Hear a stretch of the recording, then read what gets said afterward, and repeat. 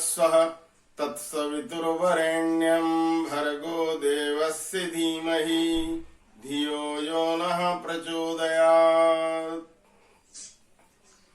इस प्रातःकालीन अमृत बेला में इस होली के पर्व पर विभिन्न हिस्सों से जुड़े हुए सभी साथियों को, बाल सत्संग में उपस्थित प्यारे बच्चों को सादर सप्रेम नमस्ते। सर्वप्रथम आप सभी को होली के पावन पर्व की बहुत बहुत शुभकामनाएं। आज हम ये समझने का प्रयास करेंगे कि हम ये होली का पर्व क्यों मनाते हैं। हमारे देश में पर्वों की संस्कृति रही है। जब से ये सृष्टि बनी है तब से हम पर्व मनाते आ रहे हैं। पर्व का अर्थ होता है गांठ, यानी जो जोड़ती है हमको। जिस तरह से एक गन्ने में आपने देखा होगा कई गांठें होती हैं, वो पूरे गन्ने को जोड़ करके रखती हैं। ठीक इसी तरह से इस हमारे भारतीय समाज में बहुत से पर्व आते हैं ऋतुओं के अनुसार, और वो हम सबको जोड़ते हैं। ऋतु परिवर्तन के अनुसार आते हैं। पहले हमने जब ऋतु का परिवर्तन हुआ था गर्मी से और सर्दी की तरफ बढ़े थे, उस समय दीपावली का पर्व मनाया।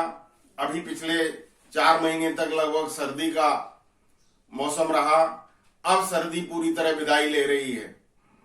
तो इस समय जो हम पर्व मनाते हैं उसका नाम है होलिकोत्सव। ये पर्व हम इसलिए भी मनाया करते थे कि जब ऋतु परिवर्तन होते हैं तब अनेक प्रकार की बीमारियां आ जाती हैं, और उस समय हम छोटे बड़े यज्ञ किया करते थे। वैसे तो हमारे परिवारों में दैनिक यज्ञ होते आए हैं। हम लोग प्रातःकाल और सायंकाल हमेशा यज्ञ करते रहे हैं, जैसे अभी आपने यज्ञ सीखा था ठीक इसी तरह से।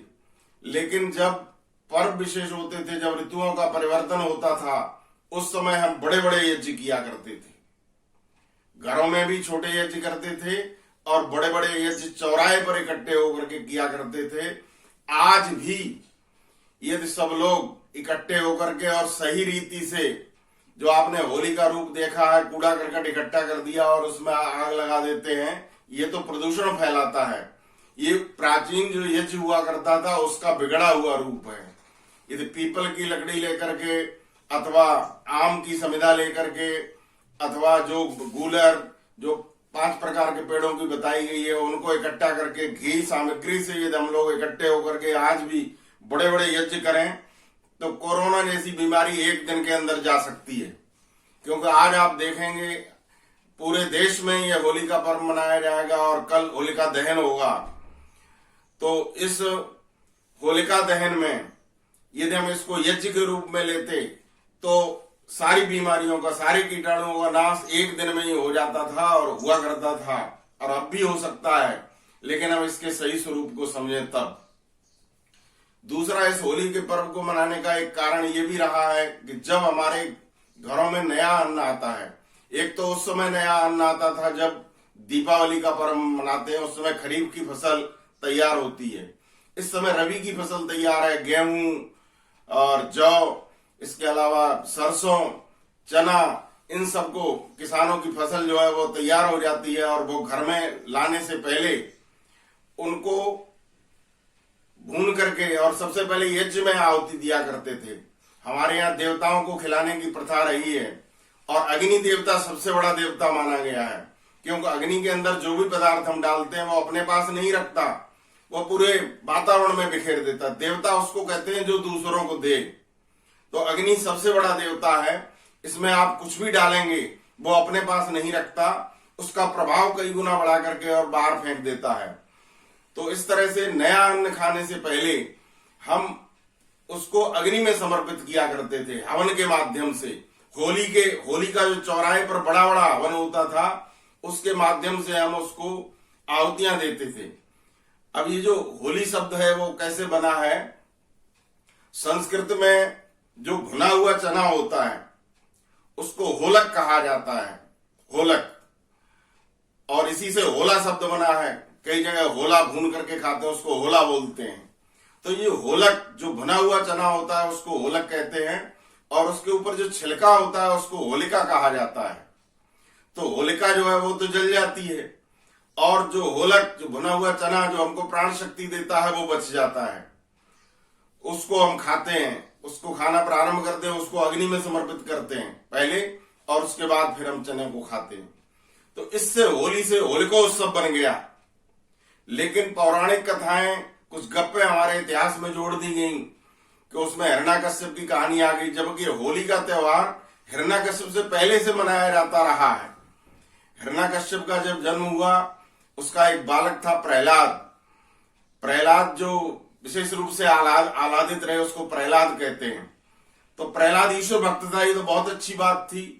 लेकिन उसके पिता जब स्कूल में भेजते थे तो वहां पढ़ने के टाइम उसको पढ़ाई करनी चाहिए थी। उस समय वो राम राम राम इस तरह से कुछ लिखता था, तो उसके पिताजी उसकी पिटाई किया करते थे। उसको कई तरह की यातनाएं दी गई, और अंत में जब वो किसी तरह से नष्ट नहीं हुआ, तो उसको समाप्त करने के लिए कहते हैं कि प्रहलाद की एक बहन थी होलिका, वो प्रहलाद को गोद में लेकर के और आग में बैठ गई, तो होलिका तो जल गई और प्रहलाद बच गया। इस तरह की कहानी पुराणों में सुनी जाती है। ये पूरी तरह से गप है, क्योंकि अग्नि जो है वो प्रत्येक पदार्थ को जलाती है। परमपिता परमात्मा ने जो अग्नि को गुण दिया है वो जलाने का दिया है। ईश्वर कभी अपने बनाए हुए नियमों को नहीं तोड़ता। यदि होलिका जली है तो प्रहलाद भी जलेगा। लेकिन कहानी इस तरह से बना ली लोगों की भक्ति को जोड़ने के लिए। यदि भक्ति को जोड़ने की दृष्टि से देखें तो अच्छी बात है, हम परमपिता परमात्मा की भक्ति करें, उपासना करें। जिस तरह से प्रहलाद एक भक्त था, उसी तरह के हम भी भक्त बने। ये तो हम इस कहानी से सीख सकते हैं। लेकिन वो होलिका उस समय जो जल गई और प्रहलाद नहीं जला, ये गलत बात सिखाई जाती है। होलिका यदि जली तो प्रहलाद भी जल सकता था। और फिर एक गलत बात जो प्रचलित हो गई, लोग कहते हैं होलिका माता की जय। अब वो जो होलिका राक्षसी थी उसकी जय बोलते हैं, यह और बहुत बड़ी मूर्खता है। क्योंकि होलिका तो राक्षसी थी, उसकी जय क्यों बोल रहे हो? जय बोलो तो प्रहलाद की बोलो, भक्त प्रहलाद की जय बोलनी चाहिए। हम उस होलिका राक्षसी की जय बोलते हैं, ये और भी बड़ी मूर्खता है। तो आइए हम होली के सही स्वरूप को समझें। सही स्वरूप इसका यही है कि ये होली हिरण्यकश्यप से पहले से मनाई जाती रही है, और होली शब्द जो है वो होलक, जो भुना हुआ चना होता है, उससे बना है। और उसकी हम आहुति घर में कोई भी अन्न, कोई भी नई चीज लाने से पहले हम अग्नि को समर्पित करते थे, उसके पश्चात स्वयं उसको ग्रहण किया करते थे। इससे ये होली का शब्द बना है। और उसी की खुशी में जब नया अन्न आता था तो किसान गीत गाते थे, झूमते थे मस्ती में, और एक दूसरे के ऊपर गुलाब का जल छिड़का करते थे, इत्र छिड़कते थे। वो प्रथा भी आजकल बिगड़ गई।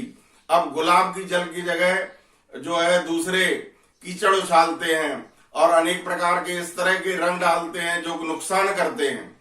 हमको वापस इस होली के में सुधार करना चाहिए। इस होली के पर्व पर जो वैदिक स्वरूप था, हम लोग प्रातःकाल और सायंकाल अपने घरों में बड़े बड़े यज्ञ करें, और जो एक दूसरे के ऊपर कीचड़ उछालते हैं, इस प्रकार के रंग डालते हैं जो नुकसान करते हैं, उनसे बचें। और गुलाब जल जो पहले छिड़का करते थे, गुलाब के फूलों से होली खेलें। होली के सही स्वरूप को जानें। एक होली का अर्थ ये भी होता है कि होली अर्थात जो अभी तक हुआ है वो तो हो लिया, उसको भूल जाओ, उसको भूल जाओ जो भी हुआ है। अच्छा बुरा जो भी आपने किसी के साथ राग द्वेष रखा है, उस सबको भुला दो, और उस सबको भुला करके हम एक दूसरे को गले लगाएं। ये होली जो है प्रेम का त्योहार है, हमको प्रेम करना सिखाता है। पूरे समाज में ऊंचा बड़ा, ऊंच नीच, छोटा बड़ा कोई भी नहीं है, सबको गले लगाने का त्योहार है ये होली। तो इस होली का जो सही स्वरूप है उसको हम जानें, एक दूसरे से प्रेम करें। होली पर वैदिक रीति से प्रातःकाल और सायंकाल यज्ञ करें, उसमें नए अन्न की आहुति डालें, उसमें कुछ और औषधियां भी डालें, जिससे उससे वायुमंडल शुद्ध हो करके और फिर से ये कोरोना आदि की जो बीमारी भयंकर रूप लेती जा रही है, बहुत जल्दी हमारे देश से विदा हो सकती हैं। अंत में 1 मिनट का एक कवित्व सुना करके मैं अपनी वाणी को विराम दूंगा। सारस्वत मोहन मनीषी जी का लिखा हुआ ये कवित्व है। होली के संबंध में उन्होंने प्रेरणा दी है। होली का मजा तभी ये होली का मजा तभी ये घाव जो किए थे कभी भूल जाएं सभी आज राग और द्वेष को। होली का मजा तभी ये घाव जो किए थे कभी भूल जाएं आज सभी राग और द्वेष को। याद रहे होली वस रंग वरी झोली वस, याद रहे होली वस रंग वरी झोली वस, भूल जाएं आज सभी जोड़ वाग शेष को। तन को भी भूल जाएं मन को भी भूल जाएं देश के प्रदेश को विदेश को। तन को भी भूल जाएं मन को भी भूल जाएं देश के प्रदेश को विदेश को। सांस के शिवालय में देह के देवालय में बसता है हिरण्यों से मार दें हमेश को। सांस के शिवालय में देह के देवालय में बसता है हिरण्यों से मार दें हमेश को। जो हमारे अंदर हिरण्यकश्यप का वास है, काम क्रोध लोभ मोह अहंकार आदि, उसको इस होली के पर्व पर होली की अग्नि में दहन कर दें। और ये प्रेम का त्योहार है, इससे हम एक दूसरे को गले लगाना सीखें।